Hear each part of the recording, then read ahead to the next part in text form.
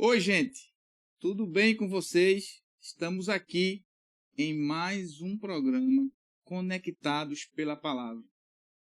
Nosso objetivo é levar conhecimento para você, teológico, através da Bíblia, que é o grande princípio de tudo em nossas vidas.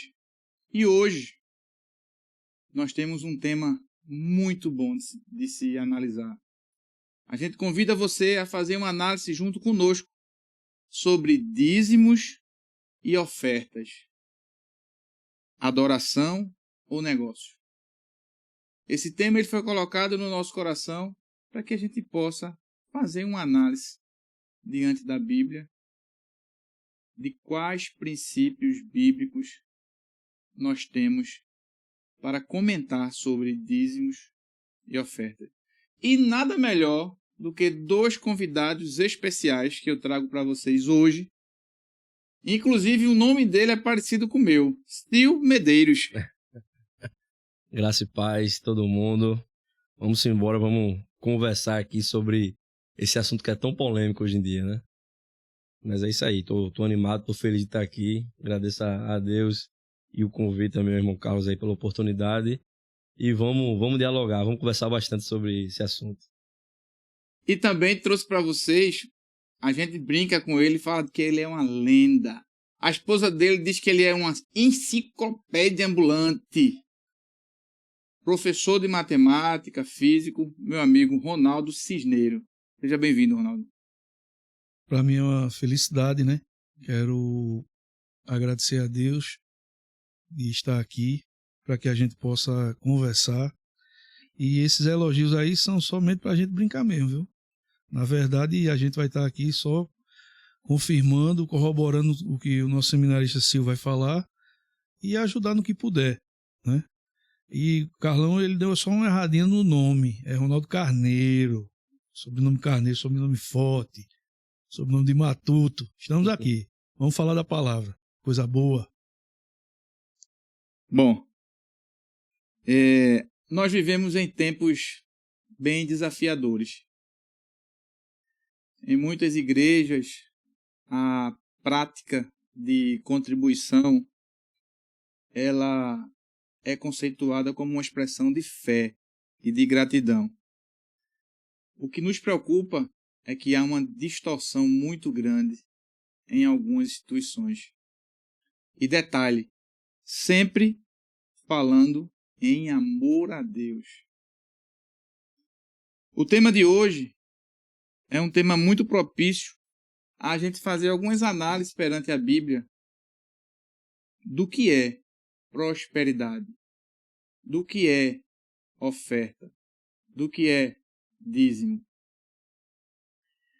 A Bíblia ela fala sobre dízimo, sobre oferta, sobre obediência, adoração.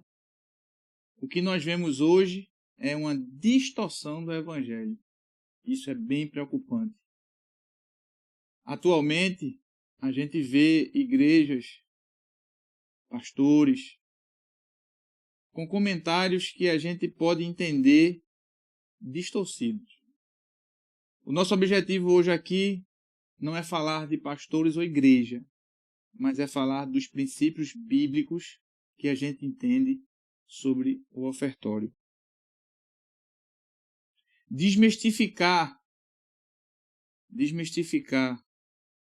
alguns paradigmas sobre dízimos e ofertas. E eu quero convidar você para esse episódio para fazer uma análise junto conosco. É lógico que na Bíblia nós temos vários versículos fazendo vários comentários desde lá de Abraão até hoje. Mas em 2 Coríntios 9, 7, a Bíblia fala assim, quando Paulo ele descreve isso, ele descreve: cada um dê conforme o seu coração, e não com o pesar da obrigação, pois Deus ama quem dá com alegria. Isso é um versículo da Bíblia que ele nos faz um alerta de como devemos dar. E aí, como a gente abre para a chuva de perguntas, veio a primeira pergunta, que aí eu quero compartilhar com você. Qual é a origem bíblica do dízimo e da oferta? O que é que a gente pode entender? Como funcionava lá atrás? Qual era o princípio? E aí eu tenho 2 convidados especiais que a gente vai agora conversar um pouquinho sobre isso. Sil, se a gente for parar para analisar a origem bíblica do dízimos e oferta lá atrás, na época de Abraão, no caminhar para a terra prometida, para Canaã, como funcionava? Qual a análise teológica que a gente pode fazer dessa pergunta? Vamos lá. Primeiro, é interessante começar com essa pergunta, porque o bom da gente começar falando sobre um assunto é começar, desculpa a palavra, mas é começar do começo. E quando a gente vai se remeter ao que a Bíblia fala sobre o dízimo, lá no comecinho em Gênesis, que é a primeira aparição que a gente vai ver assim, falando sobre o dízimo, né, com Abraão, como você bem citou aí, né, começando com Abraão até os dias de hoje, a gente vai entender que era de uma forma bem diferente de como a gente entende hoje em dia. É o tipo de assunto que eu confesso que eu evito às vezes de estar falando tanto, porque às vezes é só muito como polêmica, etc. Mas é bem diferente a forma como começa a questão do dízimo, de como a gente aplica hoje em dia, de como está sendo entendido hoje em dia, inclusive trazendo muitas vezes maldições do Antigo Testamento para deixar pessoas apavoradas, com medo de não dar o dízimo e etc. E aquele número exatinho de 10%, fica aquela briga, é do lucro ou é do bruto e tal. Não tinha nada disso nesse começo, né? Quando a gente vai analisar o começo do dízimo, a primeira vez que a gente vê o dízimo aparecendo na Bíblia, a gente vai se referir a Abraão com Melquisedeque. E quando Abraão está lá com Melquisedeque, ele faz, e essa é a única vez em que a gente vai ver ele fazendo um ato de dízimo, né, dando o dízimo dos despojos de guerra e etc. a Melquisedeque, que se tem a discussão ali se era uma cristofania, se era um rei da época, mas não é o intuito da gente hoje em dia. Mas sim de dizer que ele entrega o dízimo daqueles despojos da lei. Quando a gente vai observar a cultura da época, a gente vai observar que era comum na cultura da época ter essa questão do dízimo. O pessoal fazer... Se a gente for ver escritos de outros povos, que inclusive naquela época tinham outras religiões, eles tinham muitas vezes a prática do dízimo e etc. E a gente vê esse corte aí. Depois a gente não vê Abraão falando sobre isso. A gente vê logo após, lá para frente, a gente vai ver Jacó fazendo um voto diante de Deus. Que se cumprisse tal situação, ele daria o dízimo. Mas você vê que é uma coisa voluntária ali, que Deus não tinha pedido nada a ele. E, dando outro pulo, a gente vai ver isso acontecendo na lei mosaica. Quando a gente vai ver na lei mosaica, a gente vai perceber que dentro da lei mosaica, estou dando uma passeada aqui para depois a gente ir com mais calma, dentro da lei mosaica a gente vai perceber que existiam 3 dízimos. E todos os dízimos relacionados a alimentos. É preciso que a gente entenda hoje em dia, que a igreja tem uma compreensão um pouco errada, essa questão, por exemplo, dos levitas. O levita não era quem cantava apenas o louvor no templo. Hoje em dia a gente vê o pessoal cantando louvor e diz assim, ó, levita.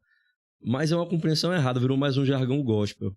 Porque o levita era todo aquele que trabalhava de alguma forma no templo. Inclusive os sacerdotes eram levitas, mas de uma linhagem específica, que era a linhagem de Arão. Então, esses homens que trabalhavam no templo, que foram uma tribo inteira terminada para isso. Imagina a quantidade de sacrifícios que se tinha no povo de Israel, a quantidade de coisas que tinham para se fazer, tudo no detalhe. Então, eles auxiliavam ali os sacerdotes. A esses homens destinavam-se os alimentos que eram trazidos. E a gente vai entrar em uma outra questão. Eu não sei se eu entro agora ou deixo para depois. Fica à vontade. Mas é a questão de que não era dinheiro que era entregue. Era alimento que era entregue. Uma ajuda vulnerável. Uma ajuda. Na verdade, tinha o alimento que era destinado aos levitas. Tinha o dízimo que era destinado à própria população, que fazia uma grande festa e comia junto com as famílias.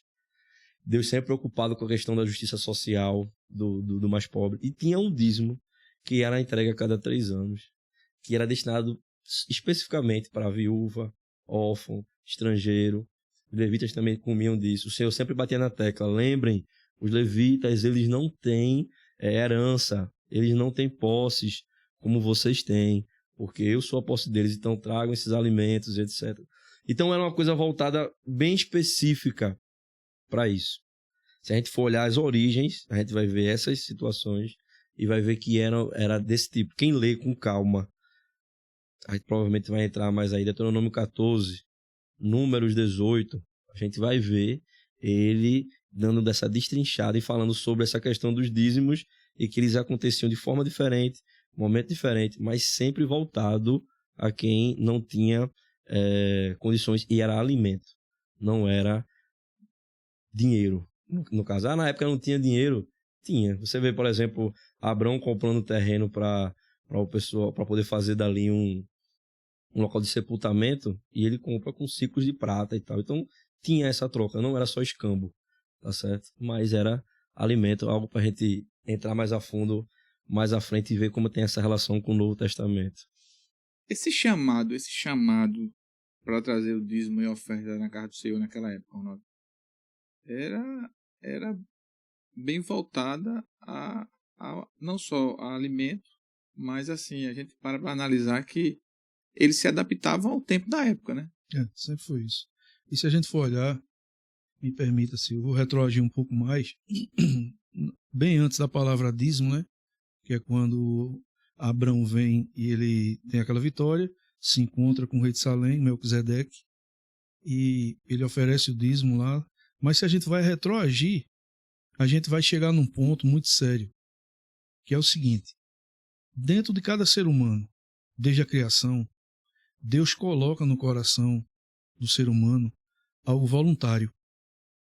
E a gente vê que os 2 filhos de Adão, que a Bíblia cita, Caim e Abel, a Bíblia diz que um lavrava a terra, quer dizer, plantava e cuidava da plantação, e o outro da pecuária.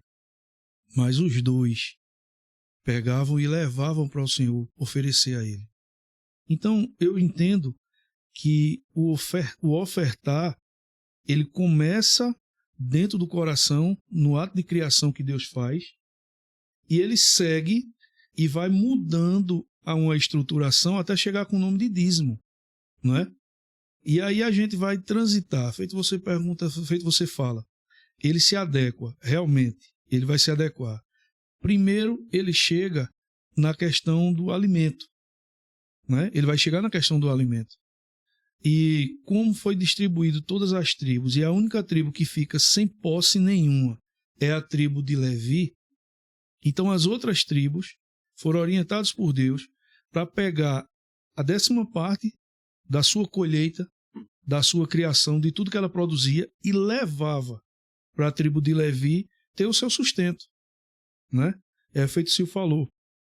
Cuidava-se da tribo, e Deus sempre fazia questão de dizer: olha, você tenha cuidado, porque aquela tribo não tem posse. Aquela tribo vive daquilo que a gente leva para ela. Não é verdade?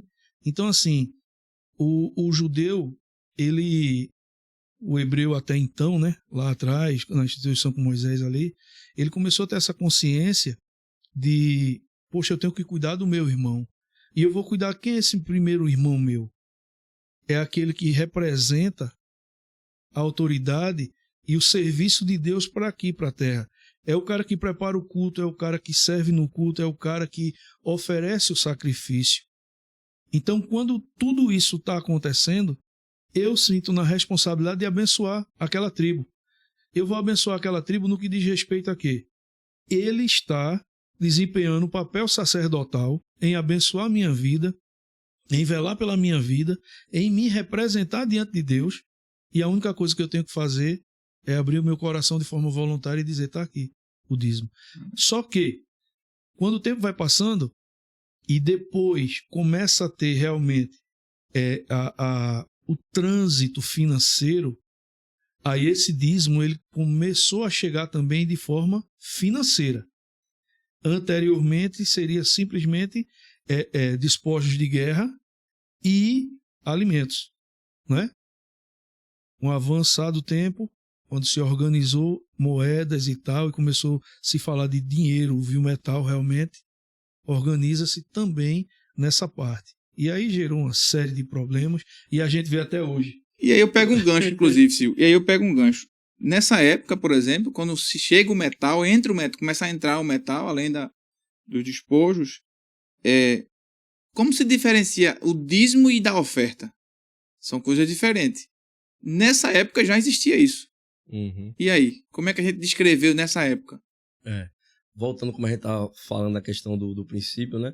O dízimo ele era anual. Ele não é como a gente hoje em dia faz mensal, então ele era anual. Principalmente por causa da questão da colheita, etc. Isso. Então o dízimo ele era anual. Então a oferta, já não. A oferta você poderia dar quando você quisesse. Você quer dar uma oferta, a Bíblia vai chamar muito de oferta voluntária, etc. Você vai dar uma oferta tranquilo. Mas o dízimo, ele era prescrito pela lei, ele era anual, e em outra situação, o dízimo, ele, como membro, como algo que estava prescrito em lei e que era para ser feito, ele acarretava uma série de consequências se não seguido. Se não seguido, você estava quebrando a lei, estava trazendo sobre você maldição. É assim que acontecia, porque era prescrito em lei. Já a oferta não.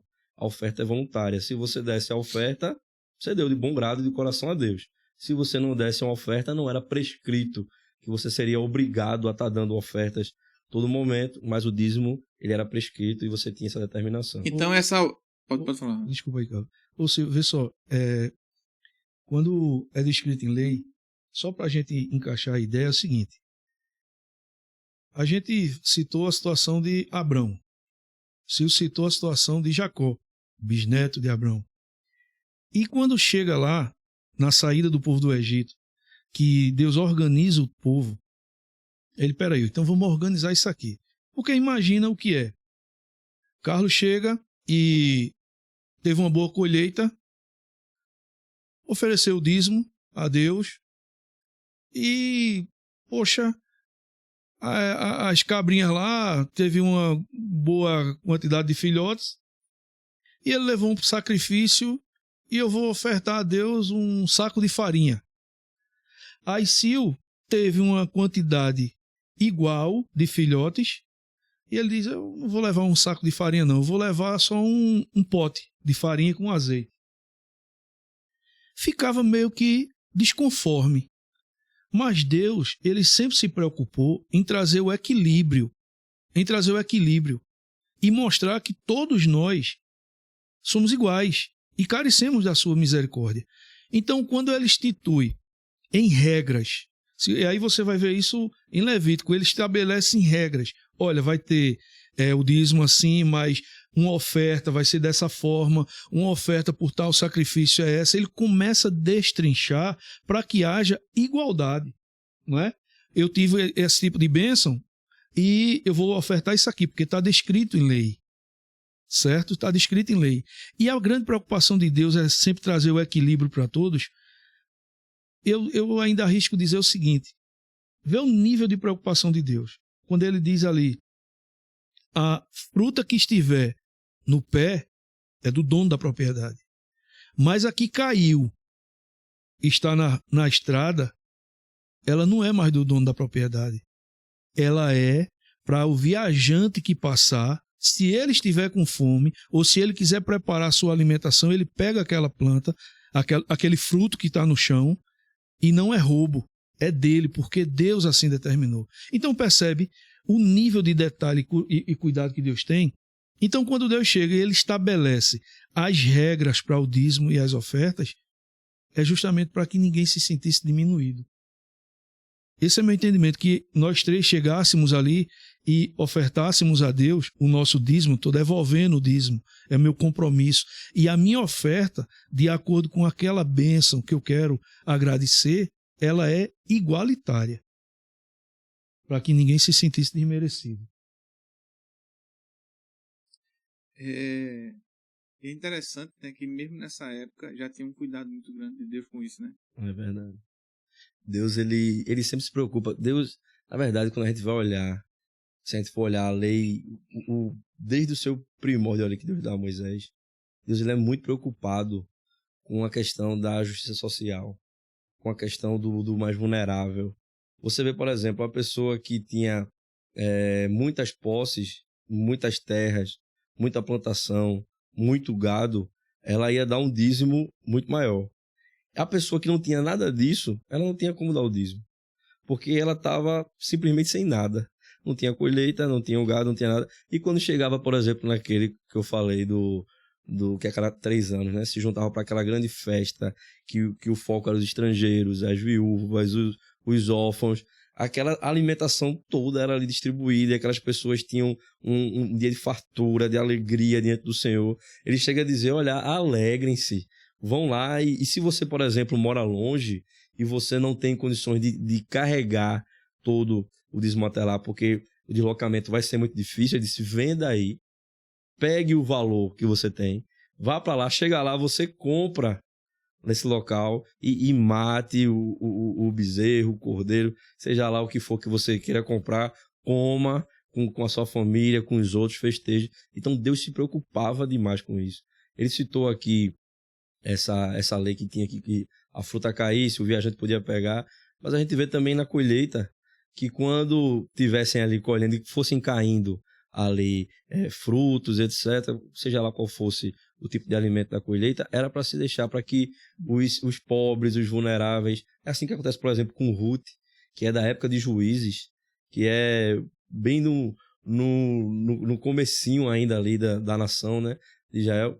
Está ali colhendo, está ali pegando, está ali se mantendo por causa disso. Deus sempre se preocupou com isso. O Senhor é um Deus misericordioso. Você vai ver os profetas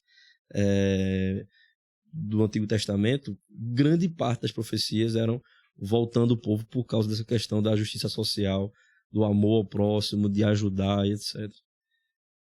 Bom, e aí, gente, a gente começou a buscar a essência, né, dos dízimos, da oferta, toda essa construção baseada na Bíblia.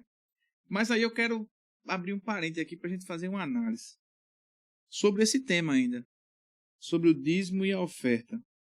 Em Lucas, de 1 a 4, descreve a oferta da viúva. Aí a gente vai começar a trazer agora um pouco para a nossa realidade, né? Vamos começar já a aquecer esse bate-papo.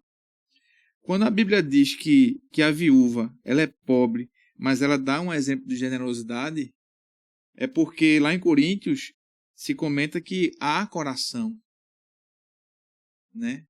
E aí já pensou se a gente tivesse dízimos e ofertas de coração como a viúva? Será que a gente teria hoje negócios? E aí eu queria um comentário de vocês sobre isso, voltando à nossa atualidade. Porque naquela época, e quando a Bíblia fala em Lucas sobre essa generosidade, e depois ele comenta em 2 Coríntios que é de coração, eu digo o seguinte: se houvesse uma análise teológica de conhecimento bíblico, a gente ia desmistificar muita heresia e muito misticismo dentro das igrejas, né? E aí, para a gente fechar esse tópico de dízimos e ofertas, eu queria fazer essa pergunta para vocês, que é: e quando a contribuição se torna um negócio dentro da igreja? A gente começa a apimentar um pouco mais. Quer começar a falar, né? A gente começa a aquecer um pouco mais o papo. Eu estou aqui só para concordar. Porque Jesus fala em Mateus, né? Minha casa é casa de oração. Ou seja, não faça a minha casa, né, de negócio. Verdade. Eu quero, antes de começar a falar mais a fundo sobre isso, a gente estava falando sobre as origens, né? E agora a gente vai começar a trazer para a atualidade. E antes de entrar mais a fundo, não tem como eu começar a falar disso e eu não falar sobre os dois extremos. Porque talvez quem está ouvindo a gente aqui agora esteja na cabeça dizendo assim: tá vendo aí? Era outra coisa, não tem dízimo, não tem mais nada, não precisa dar. Vamos com calma. Eu não quero que você saia daqui com esse pensamento e nem achando que eu disse isso, que não é isso que eu estou querendo dizer. Existem dois extremos que eu não quero chegar aqui. O primeiro extremo é o legalismo, e esse é muito conhecido e é muito falado hoje em dia. Mas também tem outro extremo que é pouco falado hoje em dia, que é o relativismo. Então eu nem quero o legalismo, que é o que vai dizer que você tem que seguir uma série de regras continuamente, e se não seguir aquela série de regras estabelecida muitas vezes por homens e etc., você vai estar ali alcançando o favor de Deus. E o relativismo que também vai dizer que nada importa. Nada importa, Deus não está nem aí para nada, também não é assim. Vamos trazendo para hoje em dia. Se a gente for trazer esse aspecto para hoje em dia, e eu vou falar agora do Novo Testamento, a gente estava citando até agora o Antigo, você começou a citar o Novo, a gente vai observar nessas passagens que você está falando que, com exceção de algumas citaçõezinhas ali no Evangelho, não se tem mais o dízimo, se falando de dízimo. Vai se falar muito de oferta voluntária, de dar com o coração e etc. Mas, quando a gente vai observar a Bíblia falando sobre essa questão de dar com o coração e etc., eu não quero deixar aqui o posicionamento ou o achismo de que a gente vai dizer assim, tá vendo, a gente não precisa contribuir com nada. Não. Se você quer, meu irmão, agradar a Deus, se você quer fazer a vontade de Deus, se você entende que tudo é para Deus, que Deus é Senhor de tudo seu, isso naturalmente vai se refletir em atitudes suas de generosidade. Seja para a igreja, para manter a igreja. Se a igreja fosse um clube, tirando Deus da equação, você teria que contribuir. Você não está ali, não está usando das instalações, não está usando do ar-condicionado, não está usando das salas que tem. Como é que você não vai contribuir? A gente não contribui num clube, quanto mais na igreja. Mas a gente não pode tirar Deus da equação. E ainda tem essa parte, que é onde vai entrar. O Senhor se agrada do coração que dá com generosidade. Se perguntarem para mim, hoje em dia, se eu dou o dízimo do meu salário, eu digo abertamente que dou. Mas eu entendo claramente que não existe um número estabelecido. Porque qual é o problema nisso? Quando não se tem um coração voluntário, o que é que você está citando? Se tem uma obrigação de dar o dízimo, se entende como uma obrigação dar o dízimo, a pessoa dá o dízimo e acho que ali acabou o compromisso dela. Deus, no Novo Testamento, ele é muito claro em falar do coração generoso, em falar da oferta. Não existe uma maldição, como a gente vê, por exemplo, Malaquias 3:10, não sei o quê. Não existe essa maldição no Novo Testamento. A gente não vê ninguém citando esse tipo de situação no Novo Testamento. Deus quer um coração voluntário. Agora, quem entende e compreende que o Senhor é dono do seu dinheiro, você vai... Eu me sinto na obrigação de ajudar em missões. É obrigação minha. Não é possível que o coração da gente não queime por isso. Não é possível que o coração da gente não arda em dizer assim, eu não posso ir, mas eu vou participar de alguma forma disso. Na igreja, irmão, quanto mais a igreja abrir, melhor, e glória a Deus. Em ajudar, sim, muitas vezes o pastor ali que recebe, porque é um homem que se dedica naquilo ali, que trabalha para Deus, gasta a vida dele para cuidar da igreja.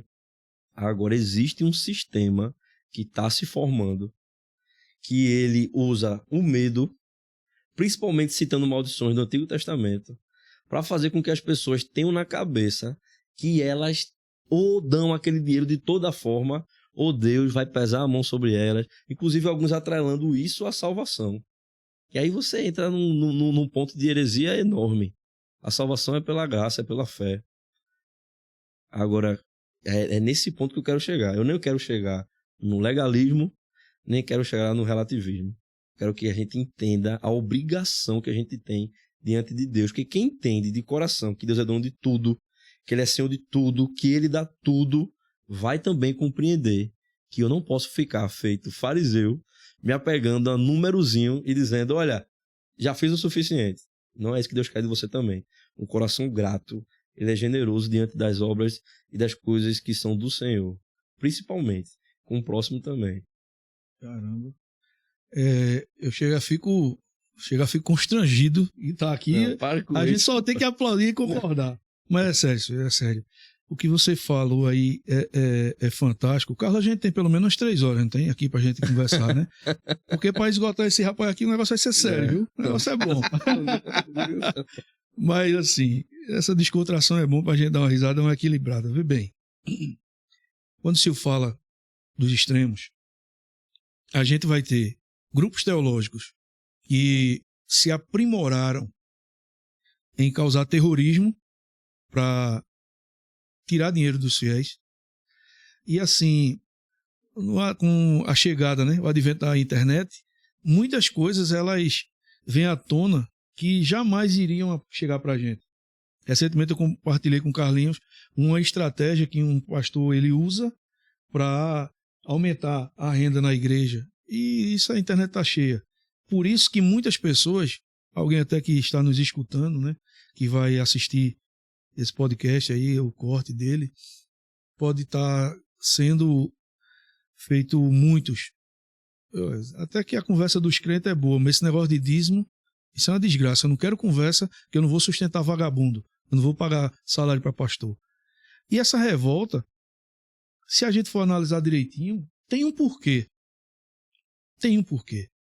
Porque, vamos lá, quando a gente pega lá Malaquias 3,10, que Sil citou, que é para trazer todos os dízimos à casa do tesouro, para que haja mantimento e tal, e o descorrer do texto, ela cita maldições para as pessoas que roubam.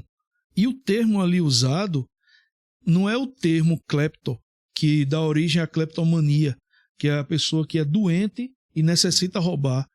Mas é um termo utilizado ali que me foge da cabeça, que é o termo que para a gente no português seria o assalto à mão armada. É como se você estivesse assaltando realmente Deus. Você estivesse armado e contra Deus e assaltasse ele. O termo é aquele. Então, as pessoas se utilizam desses textos para jogar um peso nas costas. E aí, chega o absurdo do cara chegar e perguntar assim, vem cá, mas o dízimo vai ser do bruto ou do líquido? Cara, quando você chega e pergunta, o dízimo é do bruto ou do líquido? Você quer cumprir um rito. Você quer cumprir uma regra. Eu pago com números. Eu estou pagando com números. Então seu coração já não está ali. Quando você chega a estabelecer alguma coisa, seu coração já não está ali. Isso é terrível. Porque, veja só, Carlinhos, quando você pergunta assim, para os nossos dias, como é e tal, a essência, o coração. Vamos lá. A oferta da viúva. Vamos citar de novo ela que você leu o texto. Jesus está lá com os discípulos e ele observando. Aí cada um foi dando. E ela chega e coloca tudo que tinha. E ele diz, essa foi a que mais deu, porque ela deu tudo que ela tinha. A grande questão está em quê? Para ficar mais prático para a gente, duas ilustrações, para ficar mais prático, para a gente ganhar tempo até e caminhar mais. Se eu tenho duas pessoas na igreja que recebem o mesmo salário, elas vão devolver ao Senhor o mesmo dízimo. Falando na questão numérica, a 10ª parte. O cara ganhou R$1.000, separou R$100, levou, botou no envelopezinho e entregou. As duas. Aí você senta com uma dessas pessoas e pergunta assim, vem cá, você colocou o dízimo ali, por quê? Aí uma vai dizer assim, não, porque é para entregar o dízimo, trazer na casa do Senhor o dízimo, para que haja mantimento. Aí você pergunta à segunda pessoa, você entregou o dízimo? Entreguei, por quê? É porque eu não consigo entender. Eu ser abençoado nesse ambiente. Eu usufruir de tudo que Deus tem me proporcionado. Eu ver um homem de Deus ali semanalmente se dedicando para trazer uma palavra abençoada de Deus para o meu coração, para o coração da igreja, e eu, com o mínimo que eu possa fazer, eu não colocar. Eu coloquei só 10% porque assim é um número que a gente aprende desde sempre. Mas, na verdade, não é um padrão estabelecido. Eu dou porque meu coração ele está voluntário em ajudar a obra. E eu pergunto a mim, numa situação dessa, o que é que Ronaldo ele tem feito em relação aos seus dízimos e ofertas nos dias de hoje? Qual tipo de bênção tem acontecido do meu coração, ser voluntário ou não? Estão entendendo a situação? Então, assim, quando a gente está no Novo Testamento, a gente tem que entender o seguinte. Toda a estruturação foi para o povo de Israel, que a palavra de Deus diz que, Deus diz assim, eu escolhi vocês para servir de modelo para o mundo. Então tem um modelo a ser seguido. Então no Novo Testamento, quando se estabelece para a gente a graça, piora a situação para a gente, em termos... Aumenta a obrigação. Isso, piora nesse sentido, aumenta a obrigação. Por quê? No Antigo Testamento eu tinha 10%. Eu cumpri o rito, eu paguei, eu devolvi e eu estou livre. Não é? No Novo Testamento, é a pessoa por inteiro. Ele diz, olha, faz de acordo com o que teu coração manda. Se meu coração... Esse versículo, ele constrange o crente. É muito forte, Silvio, porque imagina, Constrange se demais. teu coração ele está disponível para Deus só 10%, que cristão é você? Não é? Que cristão nós somos? Meu coração tem que estar disponível para Deus 100%. E a gente viu a logística aqui, todo o aparato, toda a situação para esse podcast acontecer. A gente vê que não é 10% de uma vida que se dedica a acontecer isso aqui. O horário que se dorme, o horário que se acorda, tudo que se prepara, da forma que se prepara. Todo pensamento para que isso aqui, a equipe, tudo, se só for 10%, isso aqui não vai ter valor de nada. Mas tem que ter a vida. Para que as pessoas que estão a nos escutar, elas possam entender que a vida delas e as bênçãos que elas recebem, a bênção está na sua mão, mas é para você pegar da sua mão e abençoar outras pessoas, porque Deus conta com a sua vida e não com o seu dinheiro. Deus não precisa do seu dinheiro. Ele pode tocar no coração de Elon Musk hoje, o homem mais rico do mundo, e ele transferir para as contas das igrejas no Brasil para uma reforma gigante e todo mundo viver muito bem, obrigado. Deus está preocupado com dinheiro? Tá, não. Mas ele quer sua fidelidade. Ele quer dizer assim, ó, eu posso contar com Carlos. Eu vou depositar na vida de Carlos riquezas incalculáveis, porque eu sei que Carlos vai abençoar pessoas de forma que elas jamais conseguiriam ser abençoadas por qualquer que fosse as pessoas. Eu conto com o Carlos, eu conto com o Sil, eu conto com o Ronaldo para fazer esse tipo de bênção. Então, quando a gente vai para o Novo Testamento, o dízimo é sua vida. E a sua oferta é aquilo que você faz com coração voluntário para abençoar as vidas das pessoas. Amém. Amém. Quando a gente vai para essa compreensão, eu me preocupo muitas vezes com quem está do outro lado, como ele vai entender. E a gente não quer dizer também aqui que você tem que dar 100% do seu dinheiro na igreja. Isso. Pelo amor de Deus. Que fique bem claro isso. O que a gente está querendo dizer aqui é que essa obrigação atrelada a uma maldição, ela não existe mais. Então, se alguém está usando uma maldição bíblica para fazer você dar dinheiro na sua igreja, esqueça, isso está errado. A pessoa que está fazendo isso está querendo manipular o seu pensamento. Não é correto isso. Não existe uma maldição bíblica atrelada a você dar exatamente 10%. Porque na Bíblia fala 10% do cominho, do não sei. Mas, se você tem um coração grato a Deus, você vai entender, como meu irmão estava falando aqui, que 100% da sua vida é do Senhor. Você vai ter prazer em ajudar na expansão da igreja, em ajudar no sustento de quem está ali à frente do ministério, de quem vai fazer a obra missionária. E eu digo mais para você, meu irmão.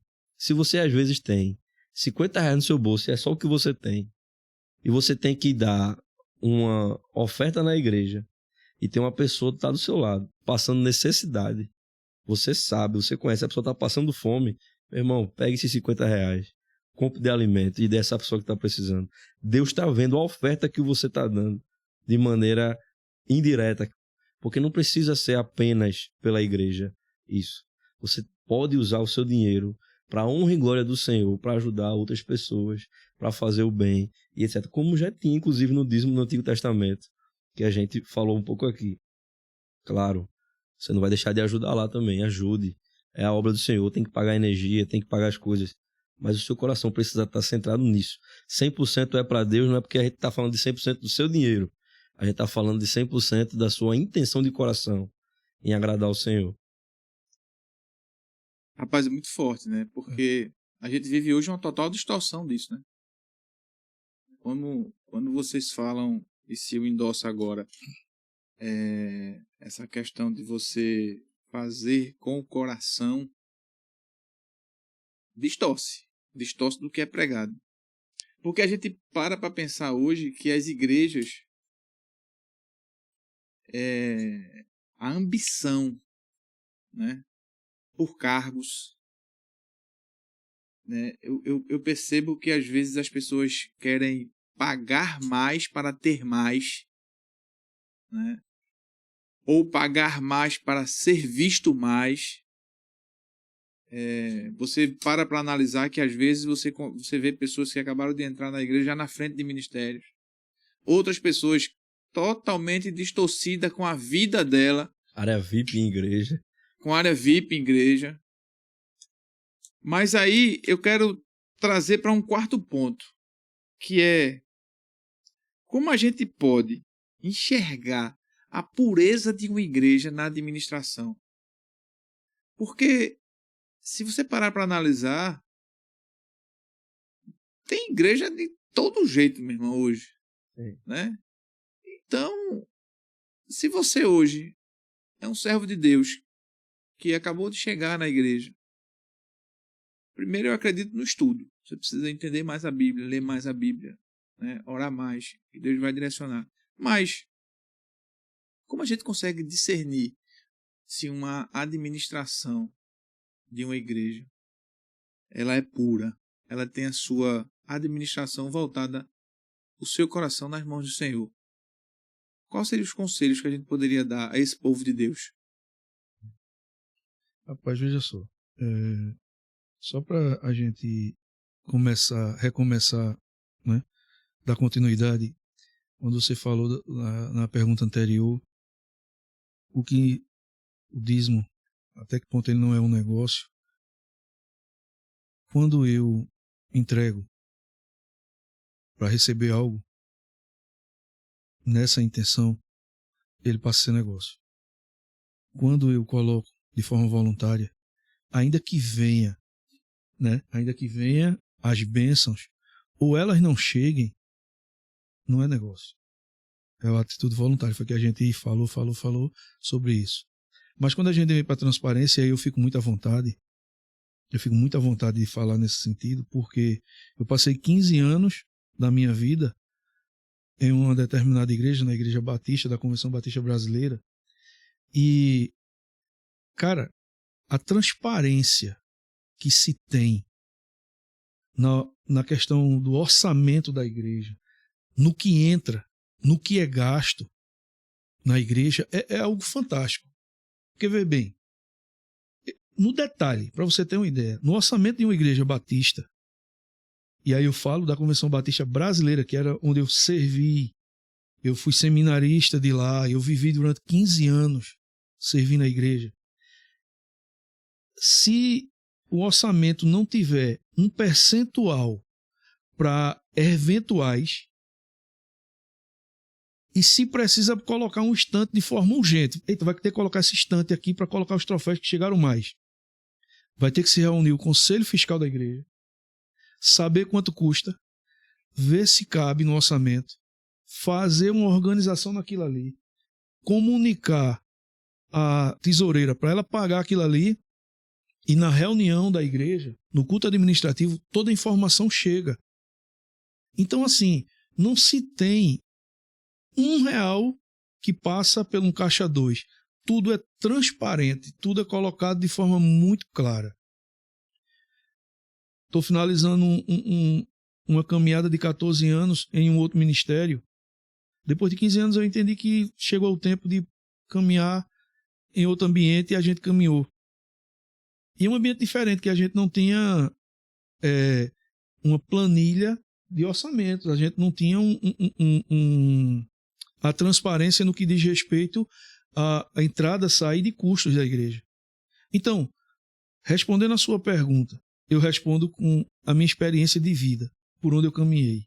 Eu teria muita dificuldade hoje de estar num ambiente onde eu não soubesse se tem um orçamento, quais são os custos, em que o dinheiro é gasto. Não, mas irmão Ronaldo, veja bem, você tem que ter cuidado, porque nem todo mundo que está na igreja é santo. E a gente, muitas vezes, a igreja tem algumas pessoas de posse e a entrada é muito alta e a pessoa vê o volume de dinheiro muito grande. Sim, mas quando ele vê que entrou R$1 milhão na igreja, e ele vê que a igreja gastou com o departamento infantil, ela gastou com o departamento da boa idade, ela investiu em obras sociais, ela investiu em remédio para aquelas pessoas que precisam tomar remédio controlado e não tem dinheiro para comprar, ela deu cesta básica, ela pagou exame para um, pagou exame para outro, ela chegou e pagou o aluguel, né? Quando ela fecha todas as suas despesas, gastou R$998 mil. Só sobrou isso. E o cara de má índole que está na igreja, quando ele tiver acesso no culto administrativo a essa planilha, ele vai dizer: ainda que eu queira roubar a igreja, eu não consigo, porque ela não tem saldo.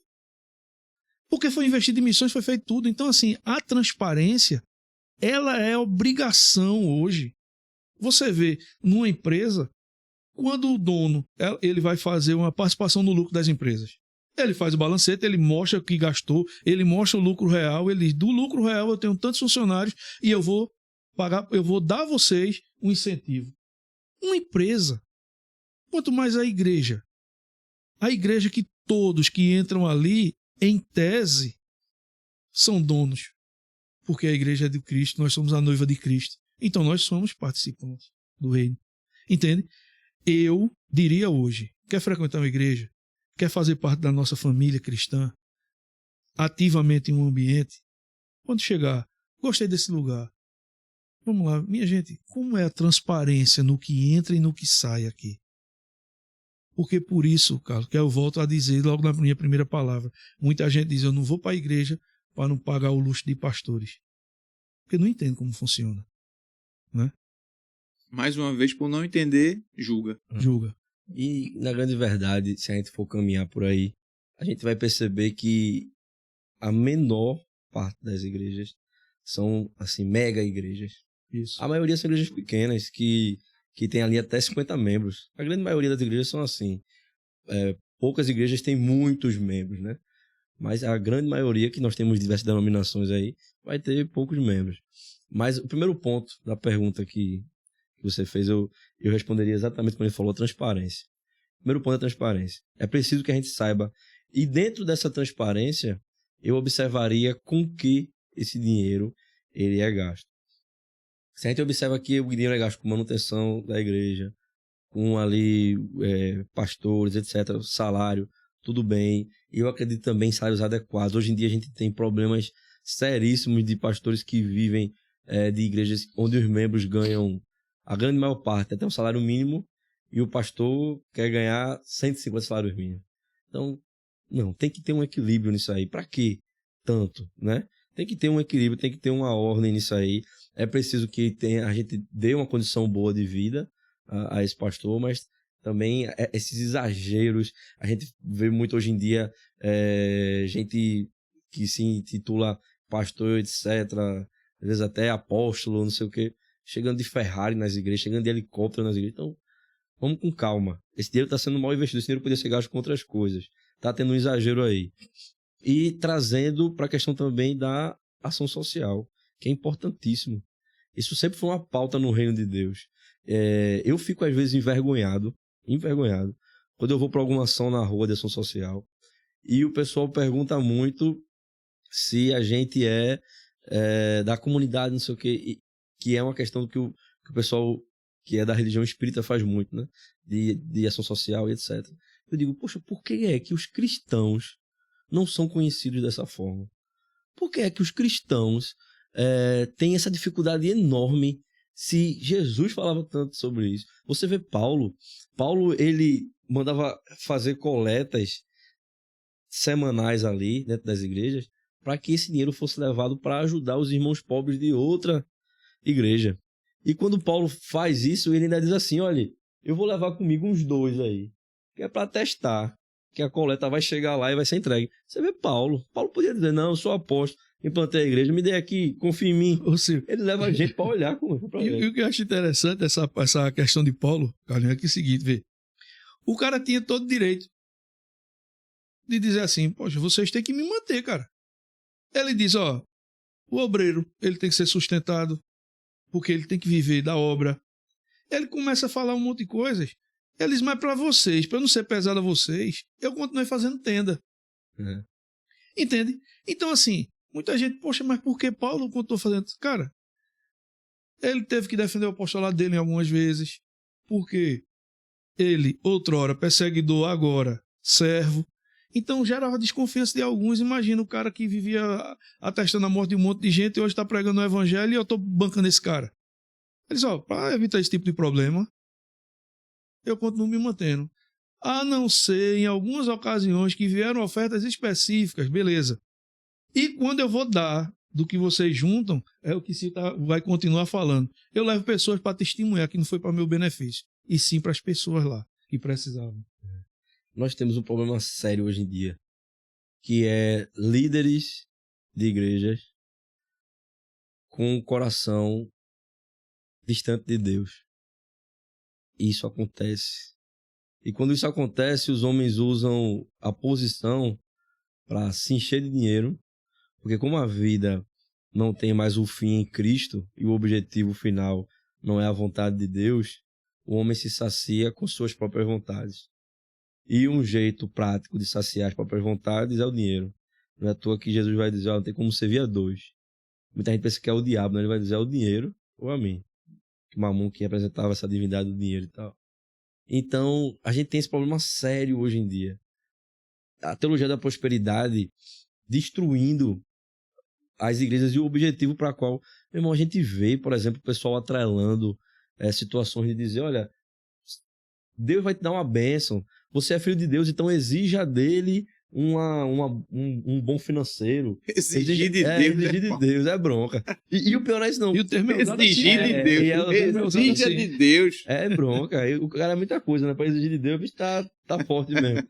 E o pior é outra coisa, você parar pra ver, se realmente esse era um medidor, vamos botar assim, a régua, o cano, né? A régua ali de amor de Deus a alguém, então Deus odiava Paulo. Porque o que Paulo sofreu, o que Paulo foi preso, o que Paulo apanhou, Paulo recebia e a gente fala assim, ele trabalhava. Mas quando os filipenses mandam oferta para eles, e ele vai falar sobre isso na Epístola aos Filipenses, ele vai dizer, olha, Deus abençoe vocês, porque vocês têm participado. E esse é o coração e o posicionamento do cristão, por exemplo, que investe em missões, meu irmão. Adote para você um missionário. Não é possível que a gente, como cristão, tenha igrejas enormes, gente que diz que ama o evangelho, que ama a palavra de Deus, e não investa R$1 em missões. Foi feita uma pesquisa um dia desse que os crentes gastam mais dinheiro com chiclete e bombom do que com missões. Meu irmão, imagina se cada igreja, pelo menos, ou a cada grupo de não sei quantos irmãos, adotasse um missionário. A gente ia enviar muito missionário para esse mundo afora. Eu conheço gente que faz missões, a gente tenta ajudar e tal, mas que passa aperto lá fora. É uma vergonha pra gente que diz que é cristão. Onde é que tá o nosso coração? Enquanto isso a gente vê Ferrari dizendo, pelo amor de Deus, não é possível. Não entendeu nada. Não entendeu nada. E o que me preocupa, sabe, Sil e Carlinho? O que me preocupa é o seguinte, vê só. É fugir um pouco da pergunta, mas só para a gente ter um entendimento mais abalizado. Paga-se no seminário ética pastoral. Em ética pastoral, o meu professor foi Paulo Valha. O cara já tinha, eu acho que, quase 80 anos. Tinha sido pastor nos Estados Unidos, na região lá do Texas e tal e tal. E Paulo, ele falou para a gente em sala de aula uma vez uma coisa interessante. Ele disse assim, se a sua igreja é classe A, não chegue com o meu carro. Eu fiquei assim olhando, por quê, pai? Ele disse, não, porque meu carro é um Gol 1.0, velhinho, que você envergonha a sua membresia, porque eles vão dizer, o nosso pastor está passando necessidade. Isso é um choque. Você, como pastor, você não pode chocar nos níveis sociais. Mas você tem uma igreja, aquilo que se falou, basicamente pessoas que ganham salário mínimo. E tu chega com uma Hilux, tu choca. O cara vai dizer, cara, eu trabalho o mês todo, ganho R$1.500. Eu sou fiel nas ofertas na igreja lá, eu sou dizimista, eu mantenho o rito. Eu pago ali a minha mensalidade de 10%, vamos assim dizer. E meu pastor chega num carro de R$400 mil. É incoerente. Aí ele dizia assim, eu usei os carros de hoje assim, mas na época ele usou outros carros, né? E ele dizia assim, seja equilibrado com a sua igreja. Deus nunca vai deixar você sofrer mais do que você possa aguentar. Primeiro porque riqueza não é dinheiro. Você pode ser um cara extremamente rico sem ter dinheiro. E você pode ser um cara extremamente pobre com o bolso cheio de dinheiro. Tem pessoas que ganham salário mínimo e vivem muito feliz, muito bem, obrigado. Eles são ofertantes na igreja, eles ajudam todo que precisa na igreja, para missões, para isso, para aquilo, o cara tá junto. Feliz da vida, com as contas organizadas. Não sei que mágica é essa, só Deus. Tem cara que ganha 10 salários mínimos e vive apertado, vive doido, agoniado, não ajuda em nada, não faz nada para ajudar ninguém, porque diz que o dinheiro não dá. Eu só vejo que um é rico e não tem dinheiro ainda, e o outro é pobre com dinheiro no bolso. E Paulo falava isso. Paulo Vale, né? Pastor Paulo Vale falava: gente, sejam éticos, até com o que a igreja vê de você. Interessante. E deixa eu até ajustar melhor uma fala minha, porque eu bati demais na Ferrari aqui, né? Eu tenho nenhum problema contra a Ferrari, não. É bonita, né? É bonita, um carrão. E se você tem condições de ter uma Ferrari, benção. A minha situação é o seguinte: como é que a gente pode ter pastores, como você falou aí, com igrejas que o povo sofre, o irmão ali do lado não tem a menor condição e eles banjam desse jeito. É incongruente, não tem coerência. E também como é que você pode, talvez, ter muito dinheiro, ser rico, tem a sua Ferrari, aí você dá o seu dízimo, ou nem dá o seu 10% ali a numerologia para se sentir com a consciência livre de peso, e você não ajuda mais ninguém, não faz mais nada, não ajuda a missões, não ajuda o irmão pobre que tá ali, a pessoa na sua família, às vezes, tem uma geladeira, você não chega junto. Tá entendendo? É isso que eu tô querendo dizer. Não tem problema você ter uma Ferrari, se Deus deu condições de você ter dinheiro, graças a Deus por isso. Mas o problema é onde seu coração vai estar. É como ele vai estar gerindo a bênção que Deus lhe deu. É essa a situação. E a gente vê demais isso nas igrejas. Eu tava vendo hoje um vídeo um dia desse, em que o pastor, se dizia um profeta e tal, não sei o que, ele chega na igreja com um carrão e tal, entra ali, aí você vê, quando você vê a igreja, você olha pros irmãos, você vê o pessoal simples, aí você fica olhando assim, meu Deus do céu, e atrelando tudo a dinheiro, tudo é oferta, veio pra extorquir, realmente, sabe, não tem um coração de temor diante do Senhor. Bom, gente, fazer um alerta para vocês, sigam a gente no canal, se inscrevam no nosso canal no YouTube, ative o sininho. Nosso Instagram é um Instagram novo também, segue a gente lá no Instagram. Nós também vamos estar agora no TikTok e no Spotify. Então toda essa conversa vai estar lá no Spotify disponível para quando você for dormir, ler a Bíblia, entender e em alguns versículos desse a gente compartilhar um pouquinho da informação. Mas eu quero chamar também sua atenção e aos convidados aqui, porque hoje eu vejo o pessoal fazendo doações físicas. E aí eu queria a opinião de vocês. Por exemplo, meu irmão, o cara tira um Rolex do braço e diz assim, tá doado. O cara doa uma Ferrari, o cara doa uma BMW. Como é isso? Né? Como é que a gente pode discernir um evangelho dessa forma? Eu acredito que isso é muito preocupante. Eu acredito que, como pastor de uma instituição, ele tem o poder sobre as escrituras de convencimento. Então ele pode pegar alguma base ali, distorcer e dizer o seguinte: ou você dá ou você é amaldiçoado, né? Ou a igreja precisa que você dê também dessa forma. O que é que vocês pensam disso? Qual a análise que a gente pode fazer de uma contextualização real? Isso é real. Você vê aí que você analisa fogueiras santas, lenços abençoados, você vê aí colares e mais colares aí sendo vendidos. Terreno Só que agora, terreno no céu. E aí você para olhar agora também. Rolex, Bulgaris, BMWs. Gente, onde é que isso vai parar? Qual a opinião de vocês sobre isso? Cara, chega a ser engraçado porque assim, sabe? Vamos supor que a gente tá no culto e Carlos terminou o culto. Mas Carlos, durante o culto, antes da oração final, disse: meus irmãos, a gente tá querendo fazer um puxadinho aqui, um anexo para crescer a igreja, que a gente fez uma igreja para 2.000 pessoas, já estamos aqui com 2.500 pessoas. A gente tem que dar um puxadinho pequenininho aqui para caber 500 pessoas, né? Que puxadinho para 500 pessoas. E aí a gente vai pensar como é que a gente vai fazer, a gente vai precisar de uma ajuda dos irmãos, um amor a mais na oferta. Terminou o culto. Aí Sil chega com a Ferrari vermelha dele. Diz, Pastor Carlos. Rodei, fiquei com a Ferrari. Né? O dono da Ferrari é Sil. Aí Sil chega e diz, pastor, tá aqui minha Ferrari. O senhor vende, transforma em dinheiro e o senhor faz o anexo. É uma situação. Terminou o culto. Pessoalmente entre vocês dois, entende? Eu vejo isso, um amor involuntário. Coração dilatando amor.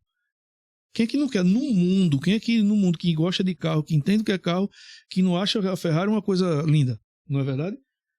E o cara se desfazer de uma Ferrari para obra, eu acho maravilhoso. Beleza. Rolex. Poxa, Rolex de $300 mil, $1 milhão, dependendo de quanto de diamante tem nele, não é? Se é no meio do culto eu tiro e tá aqui, opinião pessoal. Eu acho hipocrisia e pobreza. Opinião pessoal. Se é depois do culto, pessoalmente com o líder, em amor, ele dizer, tá aqui. Porque assim, veja bem, quando se tem chegado isso pra gente, cada um doando assim, abertamente, aquela chuva de coisas. Não, em pleno culto. Em pleno culto. Cara, eu fico preocupado. Por quê? O rompimento há mais de 500 anos partiu de pagamentos, né, por bênçãos. A gente está voltando no tempo. A gente vai chegar a essa volta no tempo de dizer, eu vou dar um Rolex, então eu vou ter acesso àquela areazinha que é mais próxima do púlpito, onde vai estar próximo do gelar-água ali, para eu tomar minha aguinha gelada sem precisar andar 2 metros. E se o cara só teve a oferta de R$5 para dar lá no gasofilácio ou colocar no envelopezinho de oferta, ele está sentado lá na porta da igreja, ele tem que andar a igreja todinha para tomar um copo com água. Quer dizer, ele está na área do plebeu. Eu estou na área VIP porque eu dei um Rolex. Então, eu comecei agora a colocar pessoas em níveis dentro da igreja, e isso é contraditório, porque desde o começo a gente está dizendo que o objetivo de Deus sempre foi equilibrar todos. Ele quer unidade. É unidade. Entende? Então, assim, é o equilíbrio geral. Eu posso estar sendo leviano no que eu estou dizendo. Eu posso estar totalmente errado, até graças a Deus, por não conhecer o coração das pessoas. Mas eu tenho dificuldade de entender as pessoas que chegam e expõem o que está doando de forma bem aberta no meio de um culto, realmente amor e voluntariedade. Eu acho que se você quer fazer algo mais, você faz no oculto. A própria palavra diz assim, tua mão direita faz uma bênção para alguém, que a esquerda não veja, que não saiba, que seja algo caladinho ali na moita, para que não haja vergonha por parte de alguém, nem que você vá procurar status pelo que você está fazendo. Não é verdade? Esse é meu entendimento. Eu posso estar errado. Mas um teólogo, só para tu falar, viu, Silvio? Um teólogo, ele chegou, Ed René Kivitz. Eu fiquei babando quando eu vi essa atitude dele. Quando começa a pandemia, Ed começou os cultos online, né? E Ed chegou e disse, olha, vocês comecem a ver o quanto isso é sério. Vê o pensamento de amor ao próximo. Se você está com tudo organizado em casa e sobrou alguma coisa, nos oferta, porque a gente tem os compromissos que tem que continuar pagando. Mas se está apertado, porque pandemia, muitas lojas fecharam, muita gente perdeu emprego, começou aquele caos estabelecido. Ele disse, o dinheiro que você tiver, mantenha sua casa e sua família. A igreja de Deus, Deus vai manter, Deus vai cuidar. E se tiver que fechar, foi porque Deus quis, ponto. Mas não deixe de comer para mandar para a igreja, não faça isso. Cara, eu já admirava Ed desde 96, quando eu conhecia Cristo, eu conheci Ed. Se eu admirava, eu passei a admirar ainda mais. Porque vê a atitude, vê que diferença. Eu estou preocupado com a sua barriga. Então, cara, não manda dinheiro não para a igreja não. Mantém tua casa. Não, você vai ter que mandar seu Rolex, viu? Percebe a diferença? Por isso que eu disse, eu posso estar enganado. Mas eu tenho dificuldade de acreditar no amor a Cristo nesse tipo de oferta. De ambas as partes, viu? Por isso que eu citei um líder. De ambas as partes. Só acontece isso dentro de uma igreja se tiver estímulo para isso. Só se tiver estímulo. No meio de um culto, a pessoa parar o culto para dizer que doou um carro, dizer que doou um relógio, dizer que doou... Só existe isso se tiver um estímulo para isso. Porque se não tiver o estímulo para isso, a pessoa vai fazer na intimidade ali, como ele falou. Chegando na pessoa, ó, tô querendo doar isso, pode ser para ajudar aqui a igreja, etc. Mas dentro de um culto há o estímulo para isso. E dentro desse estímulo, a pessoa que faz essa doação, ela é vista, é exaltada. Olha aqui, o irmão doou, olha aqui que não sei o que. Tá. Aí acontece, meu irmão. Acontece porque Deus me perdoe, mas eu entro aqui num âmbito realmente de coração, sabe? Porque a tendência natural de um coração que faz isso é querer aparecer, tá fazendo esse tipo de doação na frente de todo mundo, e a tendência do coração de quem tá estimulando isso é querer ganhar. Então a gente tem que ter muito cuidado com isso. Como a gente fala desde o começo aqui, o problema é qual é a intenção do coração, como é que é visto essa forma. E durante a pandemia eu vi vários pastores fazendo isso, realmente. Gente de Deus, gente séria, dizendo, olha, ajude com o que puder, inclusive se puder, dê cesta básica que a gente está querendo distribuir para quem está passando alguma necessidade, né? A gente fala muito assim, mas existem muitas igrejas sérias, existem homens de Deus à frente de igrejas sérias que vão gerir bem a oferta, que vão gerir bem a ação social e etc. E é preciso que a gente entenda isso para também a gente não ficar seguindo o discurso de boa parte do mundo de dizer, todo pastor é ladrão. Não. Isso é uma grande mentira. É uma grande mentira. Isso é querer colocar dentro do mesmo saco e fazer uma grande injustiça. Mas existe sim gente séria, gente de Deus que gere com sabedoria esse valor e a gente precisa continuar ajudando esses líderes sérios a fazer um trabalho sério. Ô Silvio, eu ainda vou além em relação a isso, Carlos. Me permita aí esse ganchozinho. Quando o Silvio diz assim, é errado você jogar tudo no saco e dizer que todo mundo é igual, porque tem o seguinte, veja bem, se você for analisar, feito a gente mesmo falou aqui, a quantidade de megas igrejas são pequenas, são poucas. A grande maioria são de pequenas igrejas, que mal consegue se manter. Muitas vezes só se mantém porque tem um aporte de fora, a ajuda de uma outra igreja maior que chega junto ali e tal. Então, assim, quando a gente vai pensar no ministério pastoral, e aí vocês como estudantes do curso de teologia, vocês como seminaristas da igreja lá, vocês veem muito isso, com certeza. Você vai ver que tem muitos pastores. A grande maioria são pessoas sérias, pessoas que abrem mão, muitas vezes, de ter uma vida melhor em outra profissão para servir a Cristo. Dedicar a vida a Cristo. Abre mão muitas vezes do seu regalo pessoal, de lhe proporcionar e a sua família algo melhor, para ter uma vida mais dedicada à obra. Poucos, a minoria, é que tem um status de popstar, vamos assim dizer, e vive num outro patamar social, e esses, muitas vezes são esses, que fazem com que o evangelho seja envergonhado. Todo o resto. Porque eles estão na mídia, né? Não é verdade? Que tem mais... terrível, cara. É terrível. Bom, a produção já tá ali, o tempo de 10, tempo de 5. E eu quero dizer para vocês o seguinte, foi muito bom estar aqui com vocês, né? Falando, o programa é tão bom que a gente já passou 1h15. conversando. Caramba, sinceramente é surpresa esse tempo. É. Eu sei que a gente tava meia hora aqui É. só. Eu digo, a gente tem mais 2 horas e meia, mais ou menos, né? Tava mais 1 hora escutando aqui, meu amigo. Oh, Rapaz. e eu escutando esse rapaz aqui, o cara fica. Eu quero compartilhar com vocês e eu vou abrir para vocês para trazer uma mensagem final de 1 minuto. Mas eu quero dizer para vocês que a gente precisa orar muito, né, pelas igrejas. Eu entendo que nós temos pastores corretos, instituições corretas, mas eu também entendo que tem uma distorção muito grande do evangelho.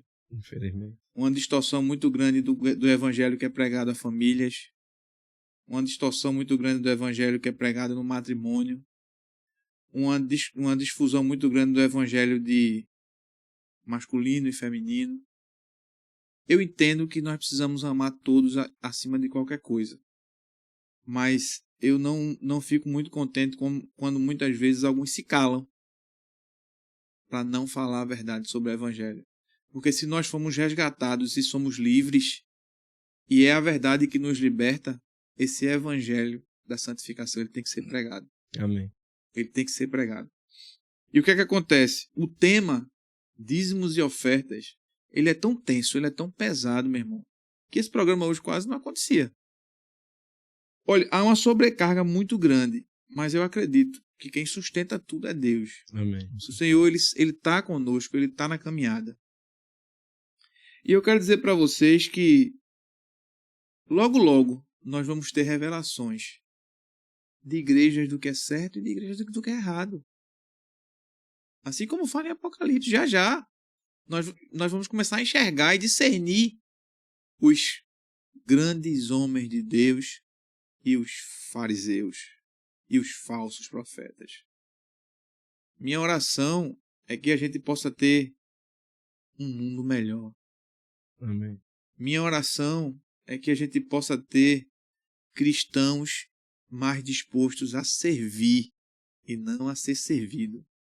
Minha oração é que cristãos que têm condição financeira, que eles façam o seu melhor, mas eles não façam para aparecer, e sim para colocar o seu coração para que todos vejam o que Jesus tem feito.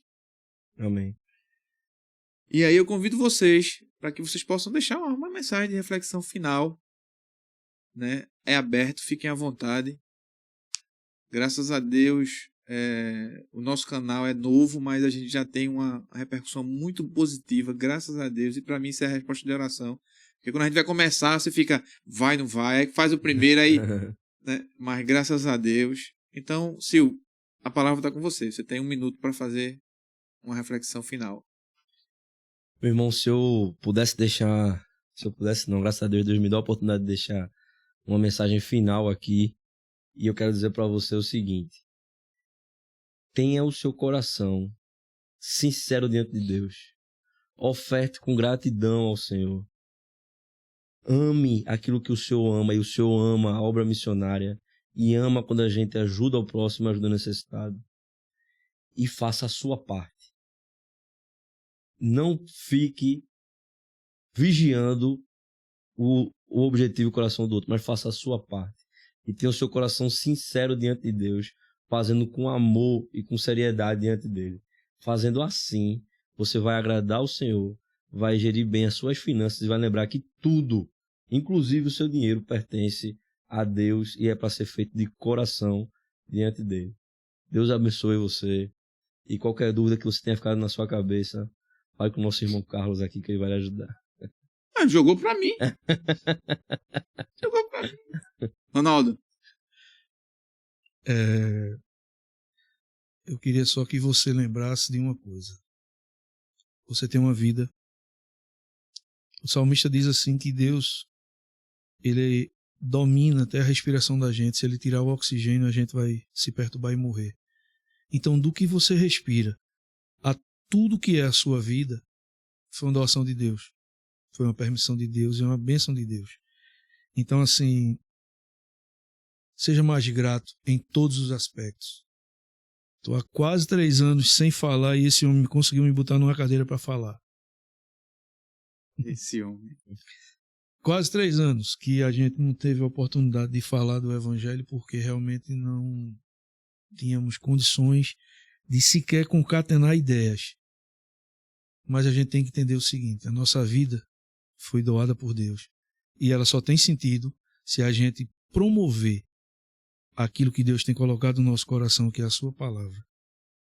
Não fique preso a valores, não fique preso a métricas. Pense, você é o agente de Deus na terra para servir o próximo. Amém. Aquilo que você faz tem que ter um impacto. Quem são as pessoas depois que você sai de perto delas? O que é que elas vão pensar sobre o Evangelho quando você sair de perto delas? Então, quem serão as pessoas depois que você disser, Senhor, eu estou aqui para abençoar também? Que tipo de bênção essas pessoas vão receber? Você tem sua responsabilidade com o reino. Que Deus te abençoe.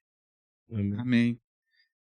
Bom, gente, chegamos ao final. Aí, quando a gente fala isso na igreja, algumas pessoas falam, oh.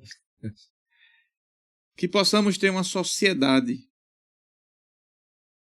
vigiando, orando e intercedendo. Que a igreja seja lugar de transformação espiritual e não de exploração financeira. Que cada cristão contribua com alegria e discernimento. Amém. E que cada líder administre o que é do Senhor com transparência.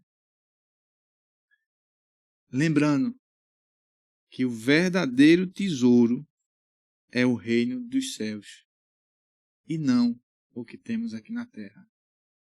Que Deus nos abençoe, fiquem todos na paz, sigam a gente no nosso Instagram, dá um cliquezinho aqui, siga a gente no nosso canal do YouTube, mexe lá no sininho e muito obrigado, gente.